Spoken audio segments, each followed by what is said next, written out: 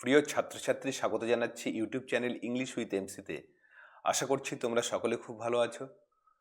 যারা এই চ্যানেলে নতুন তারা অবশ্যই চ্যানেলটিকে সাবস্ক্রাইব করবে এবং চ্যানেলের ভিডিওগুলো ভালো লাগলে তোমরা অবশ্যই লাইক, কমেন্ট ও শেয়ার করবে।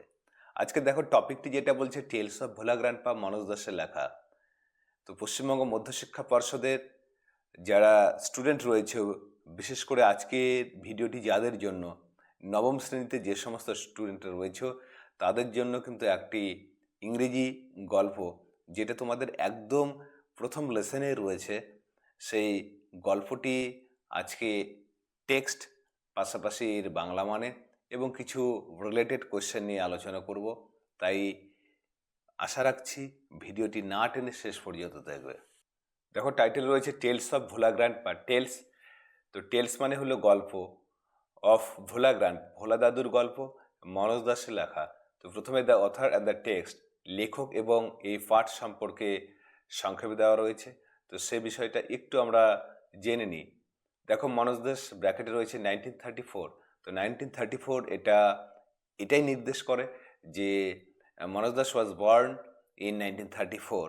1934 সালে তিনি জন্মগ্রহণ করেছিলেন এবং তার কিন্তু মৃত্যুসাল দেওয়া নেই। হি ইজ স্টিল অ্যালাইভ, এখনও তিনি বেঁচে রয়েছেন। তো Manoj Das is an Indian award winning bilingual writer who writes in Odia and English. He has written many novels, short stories, poems, travelogues, and articles on history and culture. তো মনোজ দাস, যিনি একজন ভারতীয় award winning, award বলতে পুরস্কার, winning হলো এখানে win, জয়লাভ করা বা বিজেতা, এখানে পুরস্কার বিজেতা বা তিনি অনেক পুরস্কার পেয়েছেন, পুরস্কার প্রাপক। বাইলিঙ্গুয়াল রাইটার, বাইলিঙ্গুয়ালের বাংলা অর্থ হলো দোভাষী, ঠিক আছে, যিনি দুটি ভাষায় লেখেন তাকে আমরা বাইলিঙ্গুয়াল বলে থাকি। তো দোভাষী লেখক যিনি উড়িয়া এবং ইংরেজি ভাষায় লিখেছেন। তো কেন বাইলিঙ্গুয়াল তাকে বলছি মনোজ দাসকে, কারণ তিনি মেনলি একজন উড়িষ্যার নাগরিক, তিনি উড়িয়া ভাষায় লিখেছেন। বিসাইডস উড়িয়া ল্যাঙ্গুয়েজ, তিনি ইংরেজি ভাষাতেও কিন্তু সাহিত্য চর্চা করেছেন এবং তিনি প্রচুর পুরস্কারও পেয়েছেন।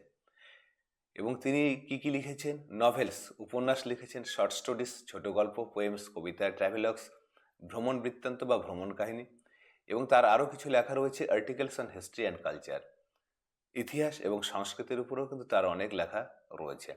তো এখানে যে মোটামুটি 3.5 lines, it is all about the writer of the text, Manoj Das. পরে দেখো, the text is an edited version of দাসের short story which narrates Bhola grandpa's hilarious adventure seen through the eyes of a young man who had known him closely. তো এই যে আমরা যে পার্টটি পড়তে যাচ্ছি টেলস অফ ভোলা গ্র্যান্ডপা, সেটা কিন্তু একটা এডিটেড ভার্সন, সম্পাদিত সংস্করণ বা রূপ বলতে পারি দাসের ছোট গল্পের। ঠিক সেই ছোট গল্প যেটা আমরা আজকে পড়ব, যেটা কি করছে, which narrates Bhola grandpa's hilarious adventure seen through the eyes of a young man. অর্থাৎ এখানে যে বিষয়টা বর্ণিত রয়েছে বা গল্পটা যেটা বলা রয়েছে সেটা কিন্তু ভোলা দাদু পার্টিকুলার কোনো একজন চরিত্র। অবশ্যই এই গল্পে কিন্তু তিনি প্রধান চরিত্র। তো ভোলা দাদুর কিছু খুবই হাসির বা মজার, হিলারাস বলতে যার মধ্যে প্রচুর মজার বিষয় রয়েছে, খুবই মজার বিষয়। তো মজার কিছু কিছু দুঃসাহসিক অভিযানের বিষয় রয়েছে। আর যে বিষয়গুলো লক্ষ্য করেছিলেন, কে লক্ষ্য করেছেন বা দেখেছিলেন, the eyes of a young man, একজন অল্পবয়স্ক মানুষ বা তরুণের চোখে যেটা ধরা পড়েছিল সেই গল্পগুলো।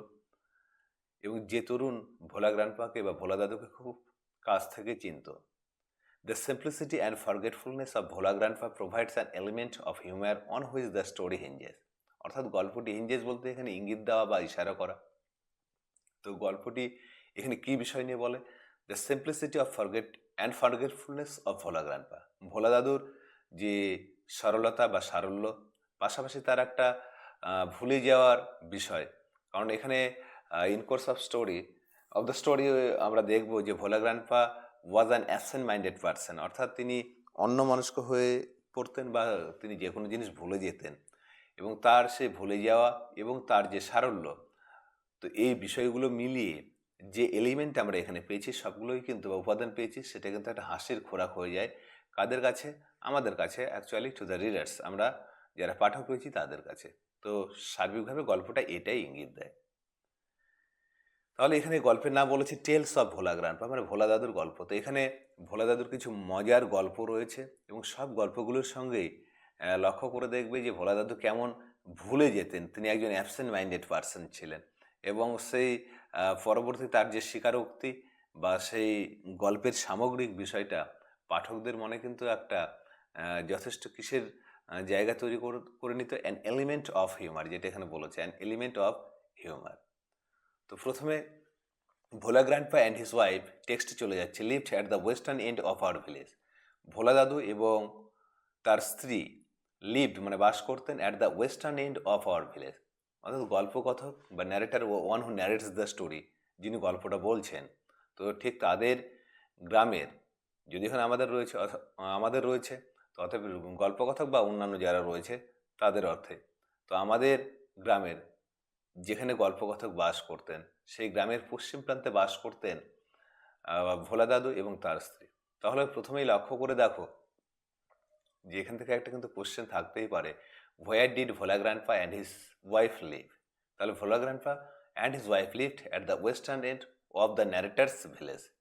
A large vocal tree overshadowed their hut. In the vocal tree lived a small troop of monkeys. Bhola Grandpa and his wife did not mind it. তাহলে একটা লার্জ বলতে কি, ভেরি বিগ, একটা বড় বকুল গাছ কি করেছিল, তাদের সেই কুটিরটিকে, যেখানে ভোলা দাদু এবং তার স্ত্রী থাকতেন, সেটাকে আচ্ছাদিত করেছিল বা সেখানে ছায়া ফেলেছিল।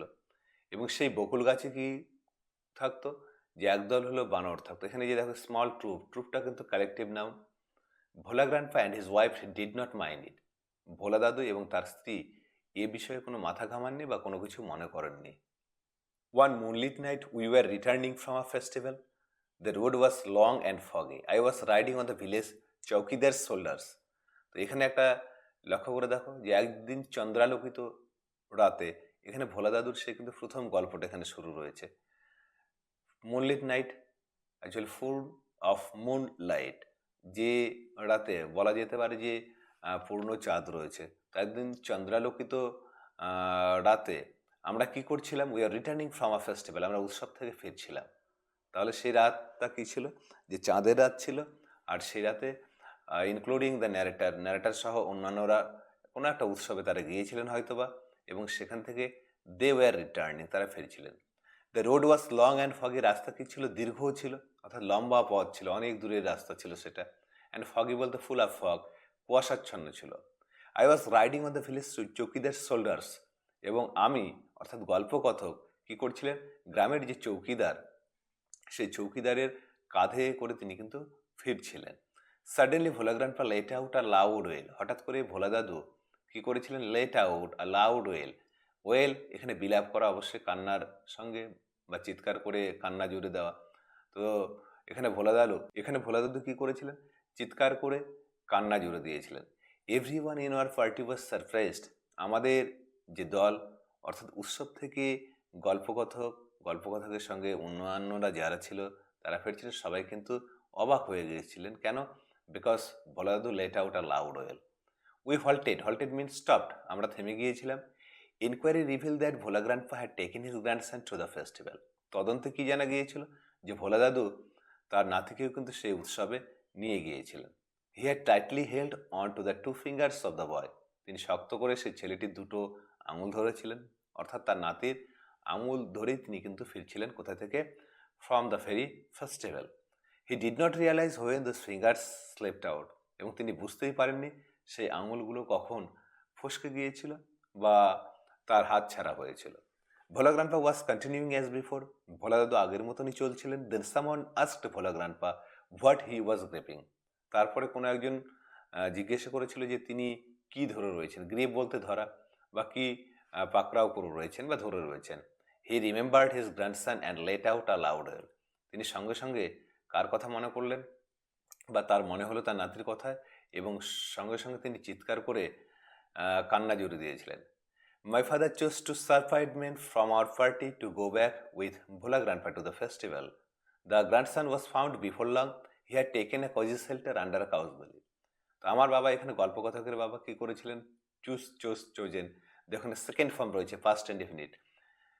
যে আমাদের সেই দল থেকে দুজন শার্প আইড মেন, এখানে শার্প আইড মেন বলতে দূরদৃষ্টি সম্পন্ন বা তীক্ষ্ণ দৃষ্টিসম্পন্ন ব্যক্তিকে বেছে নিয়েছিলেন কি করার জন্য, যে আবার সেই উৎসবে ভোলা দাদুর সঙ্গে যাওয়ার জন্য। এবং the grandson was found before long, নাতিকে কিন্তু খুব আগেই খুঁজে পাওয়া গিয়েছিল। আর কি বলা হয়েছে, হি হ্যাড টেকেন, হি বলতে এখানে the grandson of Bhola grandpa, Bhola দাদুর নাতি কী করেছিল, যে কজি শেল্টার অর্থাৎ কমফোর্টেবল শেল্টার, একটা স্বস্তির আশ্রয় নিয়েছিল আন্ডার আ কাউজ ভ্যালি, একটি গরুর পেটের তলায়। তো এটি কিন্তু ভোলা দাদুর প্রথম গল্প, টেলস অফ ভোলা গ্র্যান্ডপা থেকে। এর পরবর্তী গল্পটা আমি নেক্সট ভিডিওতে আপলোড করব। তো আশা করছি ভিডিওতে তোমার শেষ পর্যন্ত দেখবে। আর এখানে একটা বিষয় বলছি যে এখানে যে সমস্ত কঠিন ওয়ার্ড রয়েছে, যেগুলো বা যে সমস্ত ওয়ার্ড তোমাদের কাছে নতুন মনে হবে, সেগুলোর বাংলা মানে কিন্তু অবশ্যই তোমাদের পড়ে নিতে হবে। ইট উইল বি বেটার যদি তোমরা কি করো, বাংলা মানের পাশাপাশি যে সেটার যে ওয়ার্ডটা দেওয়া রয়েছে ইংরেজি ওয়ার্ড, তার নিয়ারেস্ট মিনিংটা যদি জানো, তাহলে সেটা কিন্তু আরও বেশি ভালো হবে। তো যাই হোক, ভিডিওটি না টেনে শেষ পর্যন্ত দেখেছো বলেই আশা রাখছি। আবারও বলছি, চ্যানেলে নতুন হলে অবশ্যই চ্যানেলটিকে সাবস্ক্রাইব করবে। সঙ্গে থাকার জন্য অসংখ্য ধন্যবাদ।